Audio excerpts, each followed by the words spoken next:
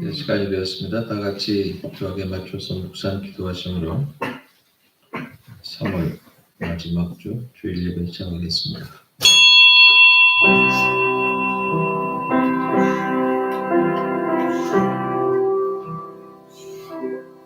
여호와여, 연락하시는 때도 나는 주께 기도하오니 하나님이여, 많은 인자와 구원의 길진리로 내게 응답하소서.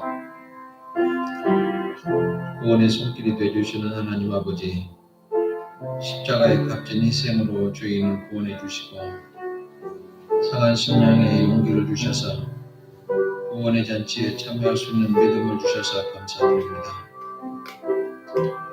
과거의 습관에 얽매여 주님의 보혈의 가치를 손상시키고 있는 잘못을 용서해 주시고 하나님의 뜻을 거슬리는 삶을 살아왔지만 오늘 예배를 통해서 충만케 부어주시는 성령의 영의 양식으로 우리 주 예수 그리스도의 형상을 닮아가는 자리들 되게 하시옵소서.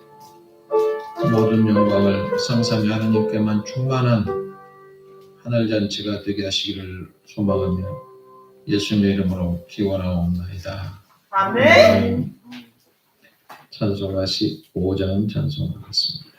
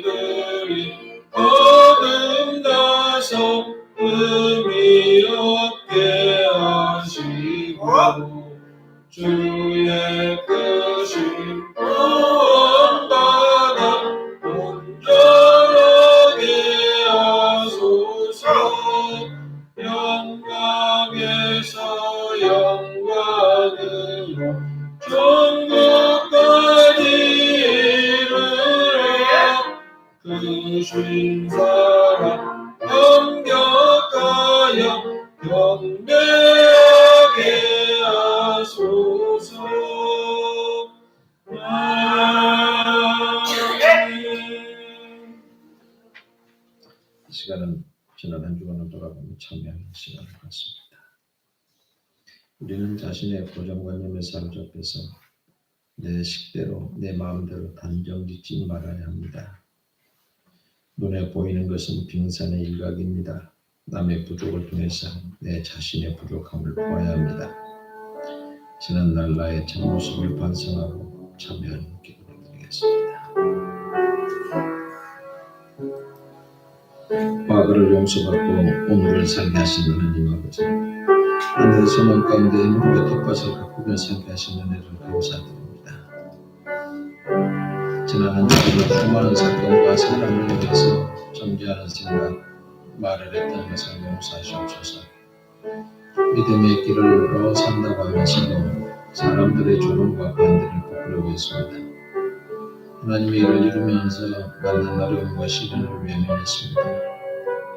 세속의 행복과 즐거움을 미련을 잊지 못해서 뒤를 돌아보는 롯의 아내처럼 살아왔습니다. 행복과 영생을 위해서 살기보다는 불행과 멸망의 길을 가면서도 회개하지 않고 강박한 마음으로 살았습니다. 회개하여 바른 길로 가는 노력도 하지 않았던 죄인을 불쌍히 여겨 주옵소서. 하나님의 뜻에 역행하는 생각, 말, 행실을 반복했습니다. 이제는 반복하지 않겠나이다. 물질의 우상과 권력의 우상, 서열의 우상 앞에서는 비굴하게 있고 그런 도움을 강구하며 살지 않게 하옵소서. 이 땅에 오신 예수님을 영접하지도 않고 경배하지도 않은 인간들의 어리석음이 바로 저희 죄악으로 인한 것임을 동감합니다. 무지한 인간들을 심판하지 않으시고 따뜻하게 햇빛 주시고 의식주도 공급해 주시고 돌아오기만 기다려 주시는 하나님의 사랑이 온 세상에 넘치게 하겠다는 결심을 주님 받아주시고 우리에게 사제의 말씀을 선포해 주셔서 거듭남의 감격을 안고 돌아가는 우리 되게 하여 주옵소서. 내가 나의 영을 주의 손에 부탁하나이다. 진리 하나님 여호와여 나를 구속하셨나이다. 말씀을 지하며 예수님 이름으로 기도하옵나이다. 아멘. 찬송가 287장.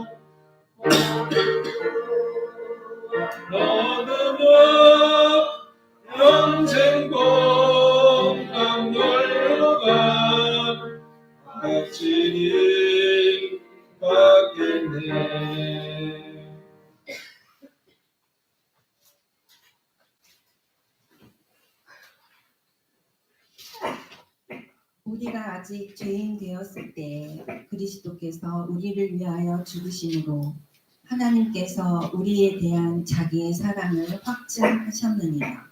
로마서 5장 8절 말씀. 사랑과 은혜가 충만하신 하나님 아버지, 사순절 기간 오늘도 주님 전으로 인도하사 주님께 예배드릴 수 있도록 하시니 주님을 찬양하고 감사드립니다. 십자가 고난의 길을 가신 예수님의 희생과 사랑을 다시 한번 떠올리며 나 자신을 되돌아봅니다.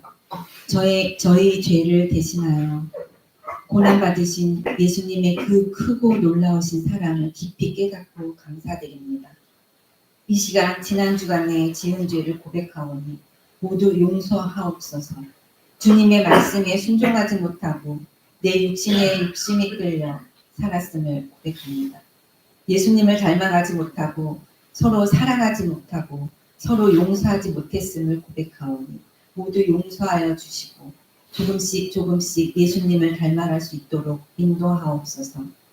예수님의 희생으로 사망에서 생명으로 자유함을 얻었나니 세상에 나가 진리의 등불이 되게 하시고 어둠 속에서 헤매고 있는 자들을 밝은 길로 인도할 수 있는 역할을 감당하게 하옵소서.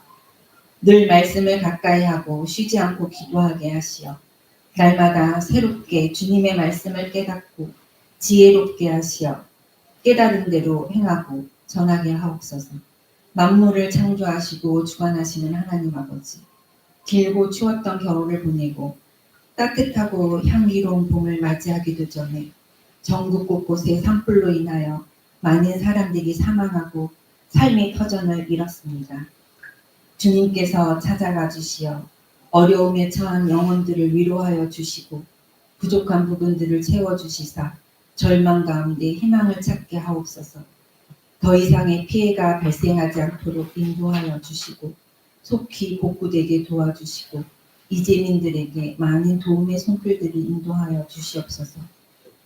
대한민국을 사랑하시는 하나님 아버지, 우리나라가 아직도 정치적으로 안정되지 못하고 혼란 속에 빠져 있습니다.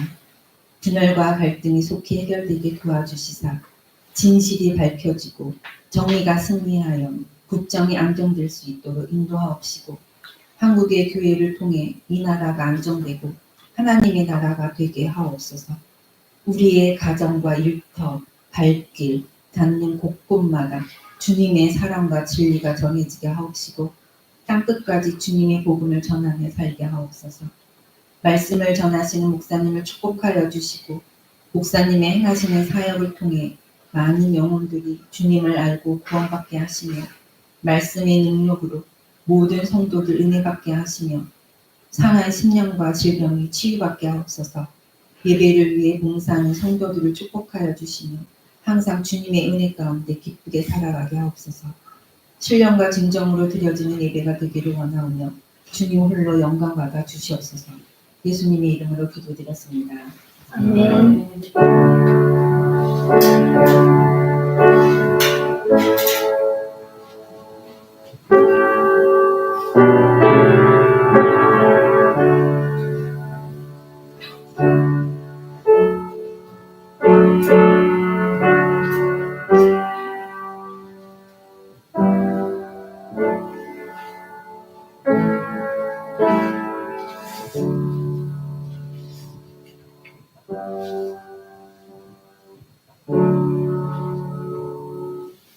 오늘 우리에게 주신 하나님의 말씀 구약성경 욥기서 제22장 21절부터 30절입니다.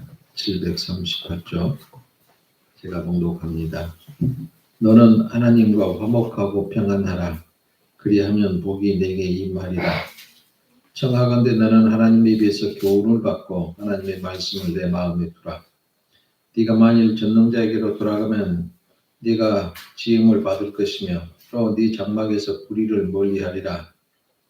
또 내 보화를 티끌로 여기고 오빌의 금을 계곡의 돌로 여기라. 그리하면 전능자가 내 보화가 되시며 내게 고귀한 은이 되시리니 이에 내가 전능자를 기뻐하여 하나님께로 얼굴을 들 것이라.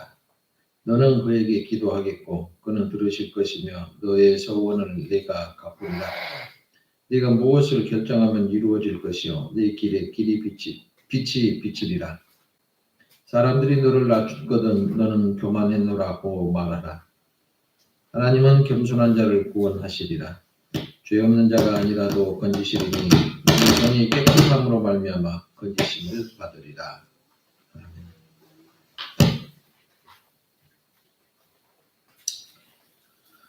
솔로몬이 경우에 합당한 말은 아로새긴 은쟁반의 금사관이라.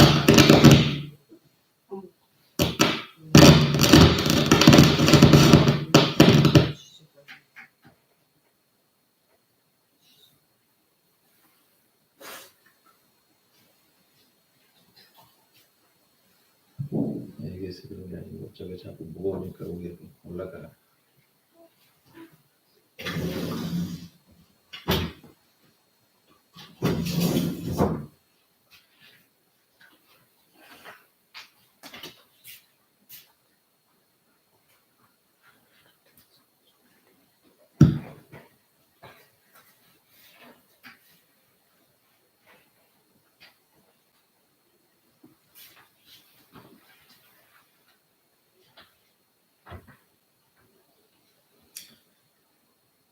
잠언 25장 11절에 경우에 합당한 말은 아루새긴 은쟁반의 금사과라고 그랬습니다. 그렇다고 하면 합당하지 않은 말은 아무 쓸모없는 썩은 사과와 같다는 말이 되겠지요. 특별히 단둘이 대화를 하는 데 있어서 상대방이 누구냐가 굉장히 중요합니다. 이빨이 아파서 축친한 이빨을 뽑으려고 갔는데 의사가 틀리는 이력이 좋고 무엇이 좋고 아무리 설명해 봐야 이 뽑으러 간 사람한테 그게 들리겠어요?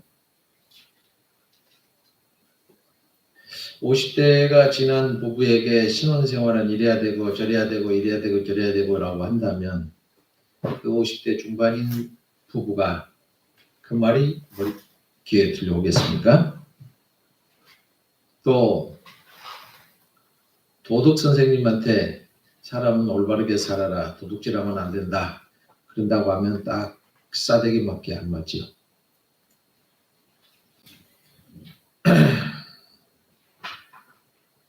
오늘 봉독해 드린 말씀은 엘리바스가 엄청나게 고난을 받고 있는 욥에게 회개를 촉구하면서 하는 말입니다. 다시 말하면 지금 네가 받고 있는 고난은 분명히 죄에 대한 하나님의 응징이다. 그러니까 네가 이렇게 벌을 받고 있지 않냐.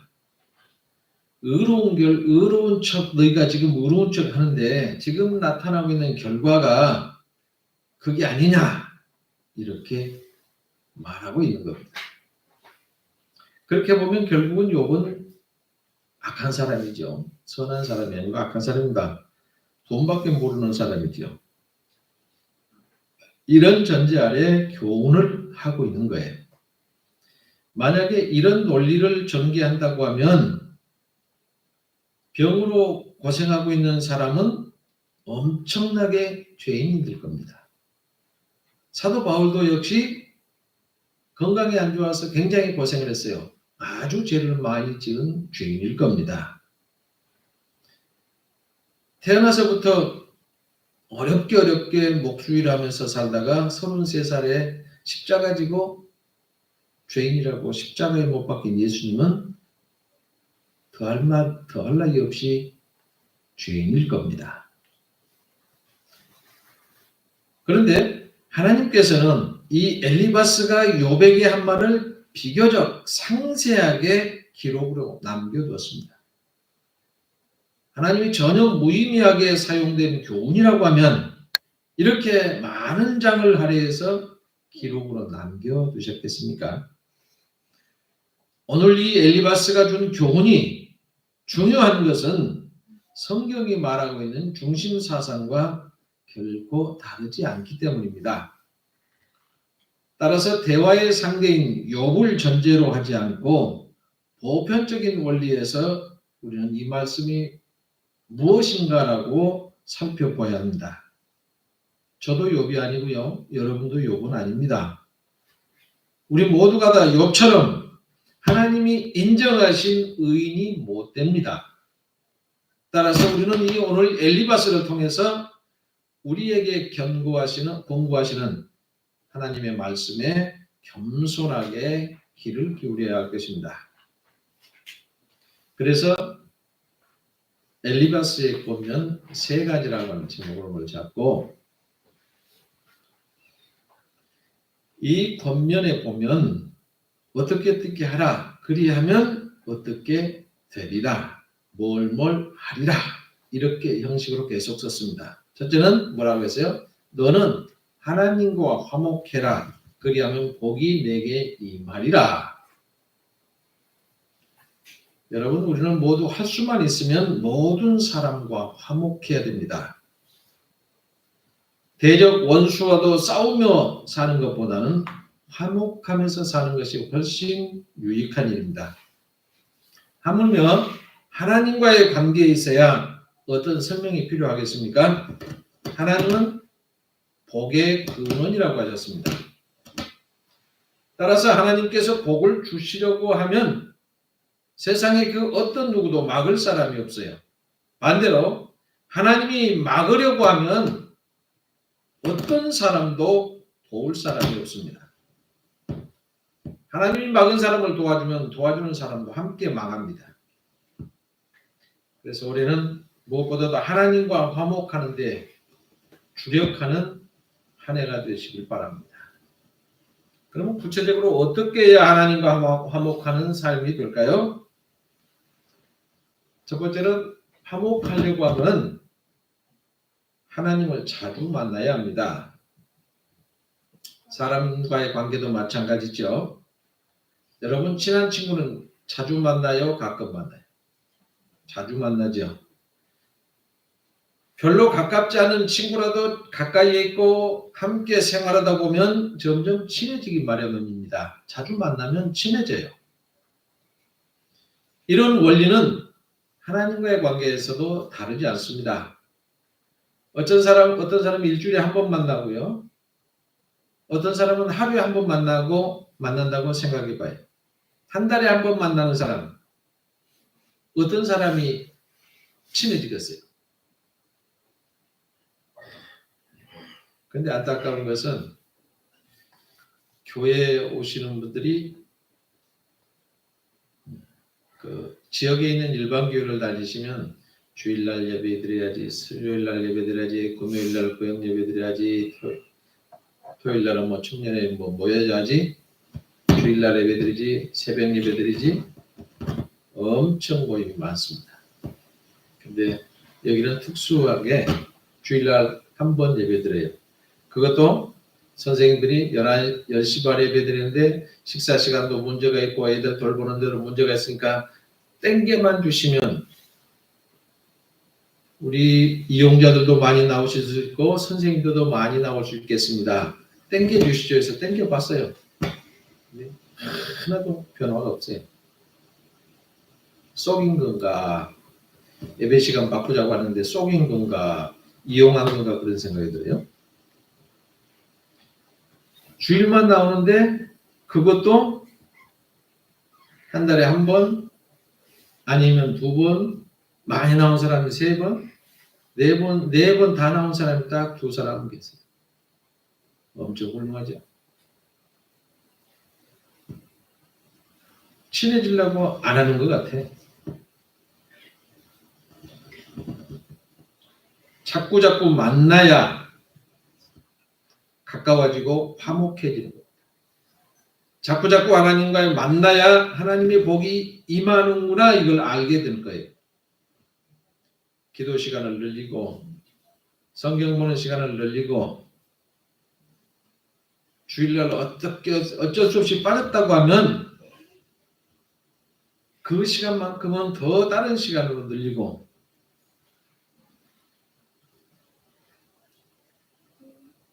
어떤 사람은 주님의 일에 바빠서 주님을 만날 시간이 없는 분도 가끔 있더라고요. 참 어리석은 사람입니다. 성경에 보면 마르다와 마리아를 볼 수 있어요. 예수님은 뭐라고 하셨어요? 주님을 대접하기 위해서 분주하게 일하고 있는 마르다보다 주님 턱 밑에 딱 앉아서 말씀 듣고 있는 마리아를 더 칭찬했어요. 그리고 이렇게 자주 만나야 하나님과 화목해지는 거고, 두 번째는 하나님과 화목하려고 하면 하나님이 기뻐하시는 일을 해야 됩니다. 이것이 바로 봉사와 헌신의 삶이에요. 내가 무엇을 가지고 여호와 앞에 나가며 높으신 하나님께 경배할까? 내가 번제물 1년 된 송아지를 가지고 그 앞에 나갈까? 여호와께서 천양의 수양이나 만만의 강수 같은 기름을 기뻐하실까? 내 허물을 위해서 내 맏아들을, 내 영혼의 죄를 위하여 내 몸의 열매를 드릴까? 라고 했을 때 하나님이 뭐라고 대답하셨어요? 사람아, 주께서 선한 것이 무엇임을 내게 보이셨나니 여호와께서 내게 구하시는 것이 오직 공의를 행하며 인자를 사랑하며 겸손히 네 하나님과 함께 행하는 것이 아니냐? 그랬습니다. 미가서 6장 6절부터 8절 말씀입니다. 그렇습니다. 형식적인 예배나 마지못해서 드려지는 헌금보다는 하나님의 말씀을 따라 살면서 실천하는 사람을 기뻐하신다는 겁니다. 하나님께서 기뻐하시는 삶이 어떤 삶일까 생각해 보시기 바랍니다. 그리고 듣고 배운 말씀대로 꼭 실천하시기를 바랍니다. 올해도 주님께서 나에게 원하시는 것이 무엇일까? 주님을 위해서 내가 드릴 수 있는 것이 무엇일까? 늘 생각하며 살펴보시길 바랍니다. 내게 있는 시간, 내게 있는 재능, 내가 가지고 있는 건강한 몸, 내가 가지고 있는 재물, 주님이 필요한 곳에 내 자신을 들여서 헌신하는 사람, 이런 사람을 주님께서 기뻐하시고 이런 사람이 바로 주님과 화목하는 사람입니다. 꼭 주님과 화목한 사람 되시기를 축복합니다. 두 번째는 너는 전능자에게로 돌아오라. 그리하면 다시 흥하리라 그랬어요. 하나님은 전능하신 하나님입니다. 빛과 어두움을 지으신 분입니다. 복과 저주와 생명과 사망을 다스리는 분입니다. 따라서 우리를 도우려고 하면 얼마든지 도울 수가 있고 우리의 앞길을 막아버리려고 하면 얼마든지 막을 수 있는 분입니다. 따라서 전능하신 하나님을 등지고 떠나는 순간 바로 그 순간이 인생의 내리막길이고 인생이 잘못 가고 있는 길입니다. 그래서 하나님께로 돌아오는 시간이 내가 다시 회복되는 시간입니다. 요나를 보세요. 요나가 구약의 선지자죠. 이 요나가 하나님을 좀 떠나고 싶었어요. 하나님이 자기에게 너무나도 힘든 일을 여러 가지 시켰어요. 그래서 내가 하나님이 하라는 대로 하고만 그냥 여기 있다가는 죽겠다. 그런데 하나님의 명령을 거역할 수 없었습니다. 그래서 내가 하나님을 떠나야 되겠다라고 마음먹었어요. 그래서 하나님의 손길이 닿지 않는 것으로 내가 도망가서 마음 편하게 좀 살고 싶다. 이렇게 생각을 하고 하나님 몰래 다시스로 가는 배를 탔습니다. 한동안 배가 출항하고 여행을 재밌게 하고 있었어요. 이제는 내가 하나님의 품을 떠나서 멀리 눈을 피해서 멀리 떠나니까 이렇게 좋다. 잘 풀리는 줄 알았습니다. 그런데 사실은 하나님을 떠나서 다시스로 가는 배를 탄 순간부터 이 요나는 불행이 시작됐습니다. 바다 깊은 곳에 이르렀을 때 갑자기 광풍이 불고 집채만한 파도가 밀려오기 시작합니다. 누가 이 하나님께 죄를 짓고 온 사람이 우리 배 안에 타서 이렇게 풍랑을 만난다. 제비뽑기에서 그 사람을 하나님께 제물로 드리자. 배 안에서 회의를 하게 됩니다. 근데 제비뽑기 했어요. 누가 걸렸을까요? 딱 요나가 걸렸어요.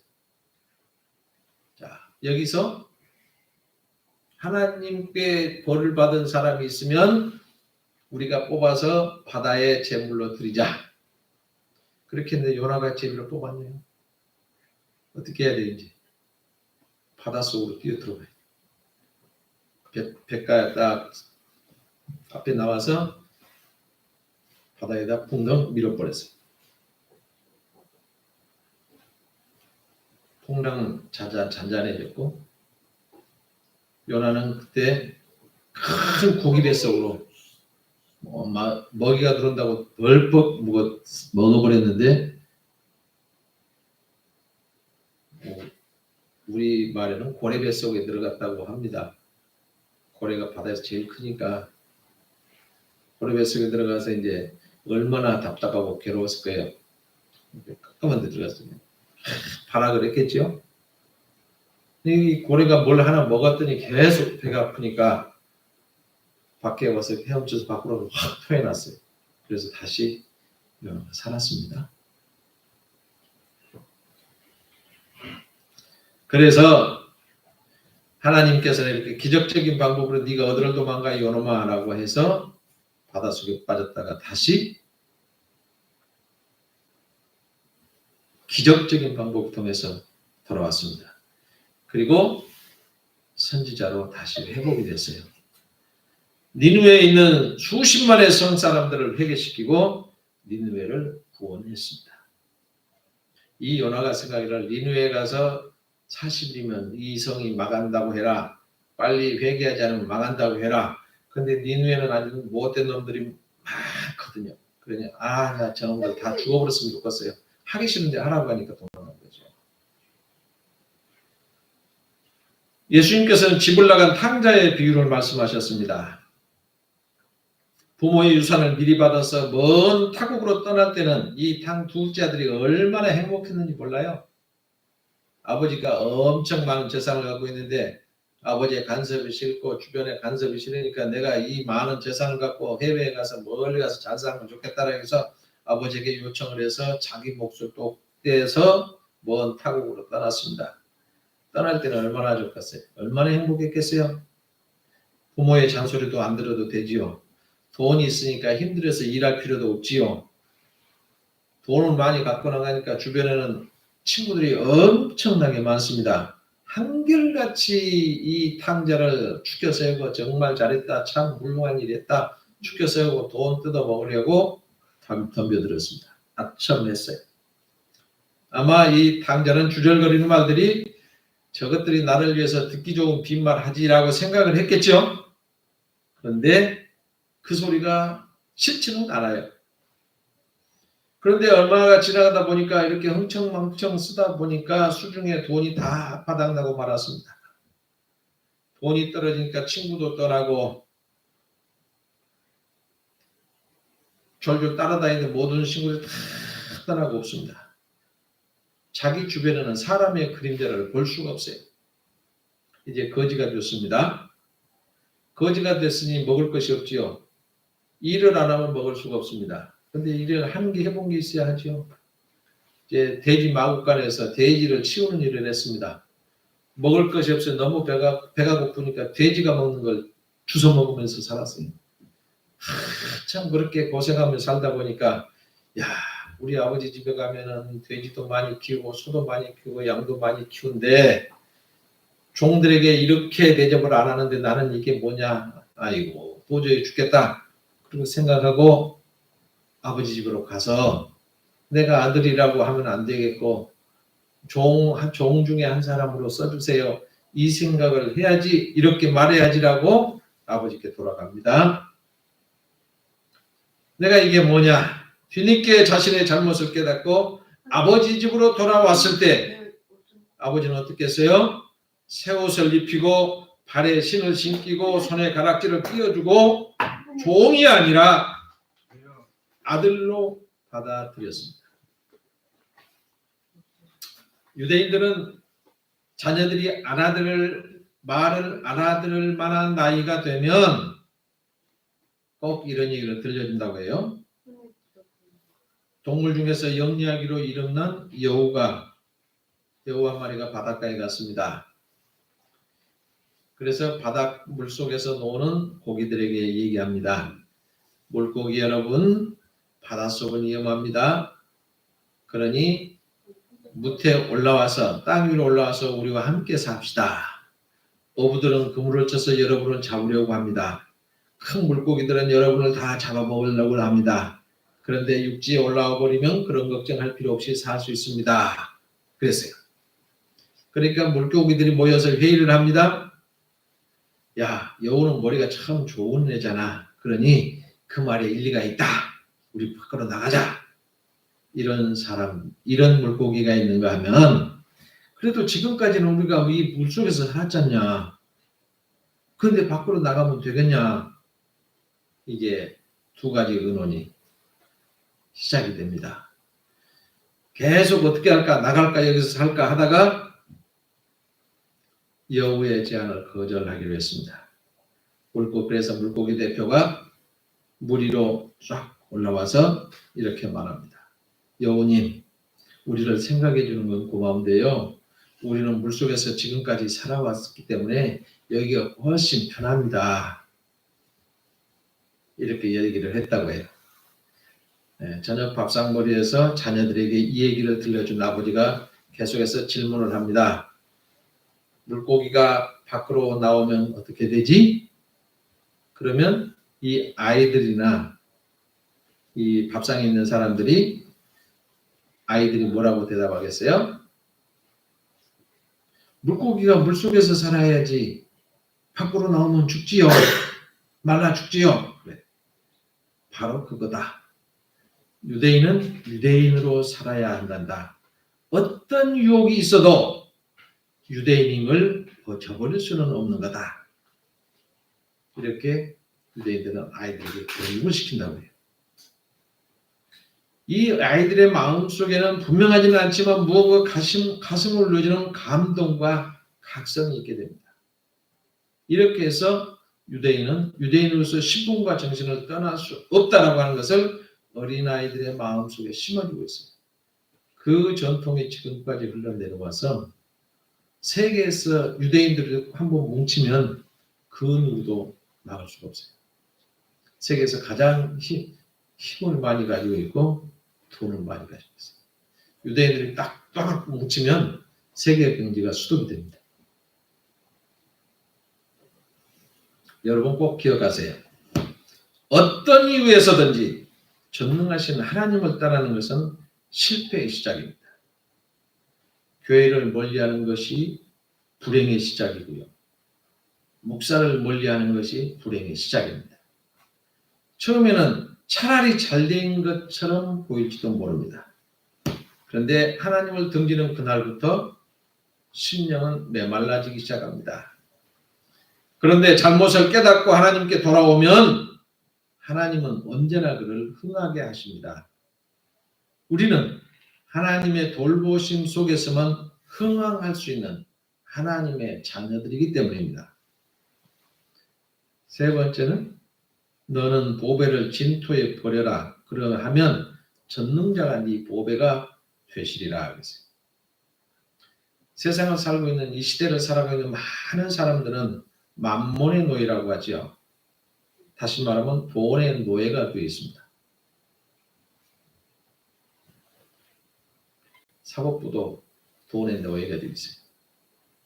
여러분이 많이 보시겠지만 제가 대학원 다닐 때 그 사법을 전공을 했더니 그때 우리 원장님께서 뭐라고 하냐면 유전 무죄고 무전 유죄야. 그러니까 절대로 재판하지 마.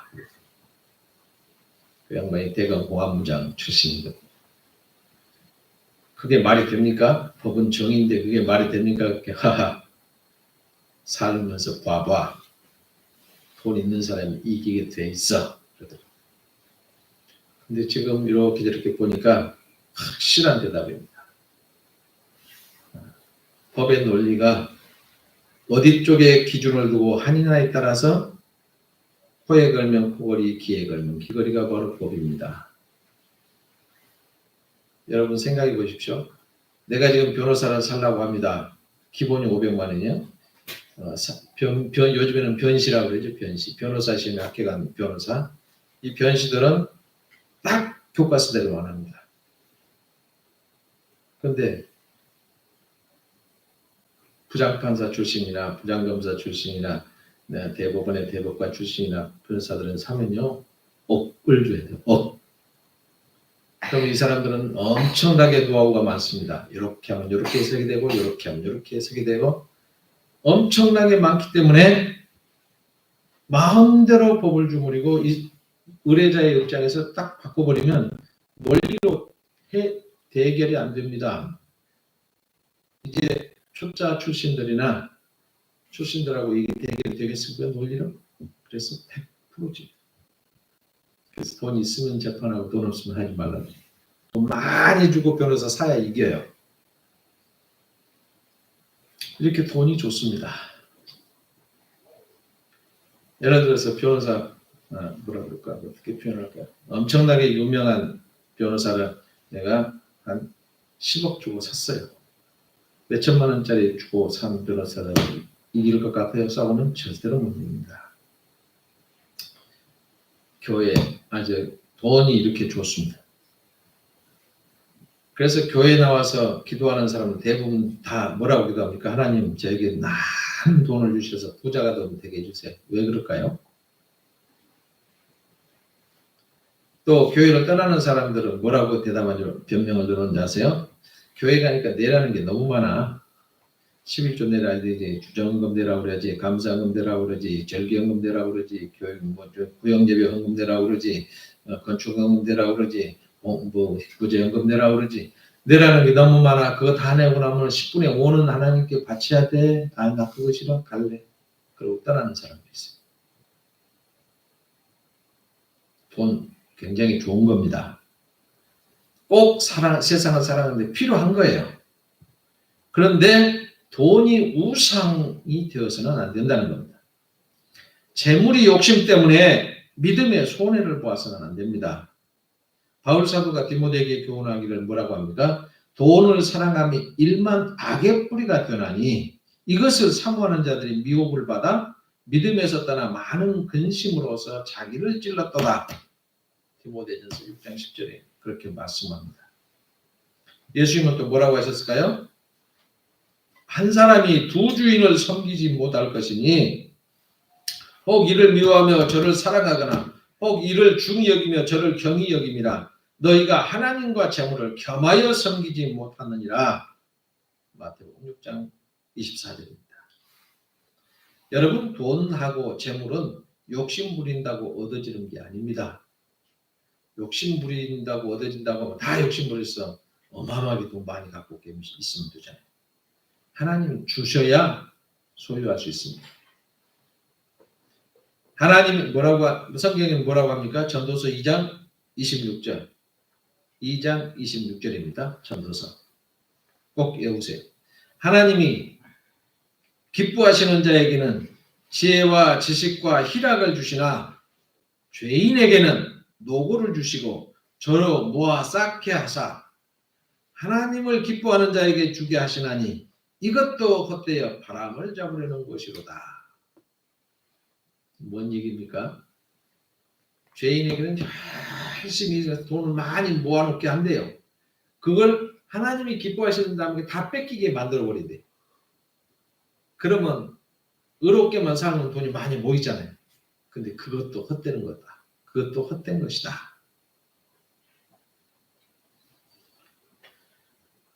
예수는 이렇게 마태복음 6장 24절에 말씀하고 있습니다.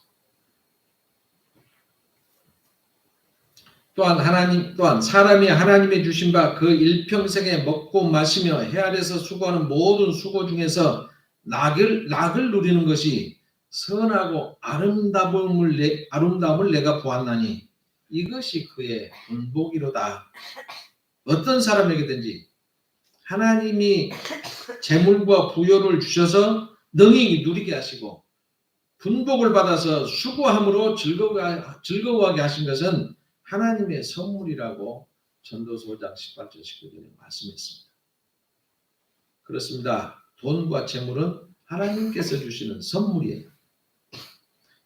욕심을 진토에 버리고 하나님을 가까이 하게 되면 하나님이 5배가 되어 주실 겁니다. 오빌의 금을 강가에 버리라고 했어요. 오빌의 위치가 어딘지는 몰라요. 그러나 추측만 할 수 있어요. 어디 있을 것이다. 거기는 바로 금과 은이 굉장히 많이 나는 곳. 금이 많이 나면 금광을 발견하면 옛날에 그냥 벼락부자 된다고 했잖아요. 금이 나는 곳이에요.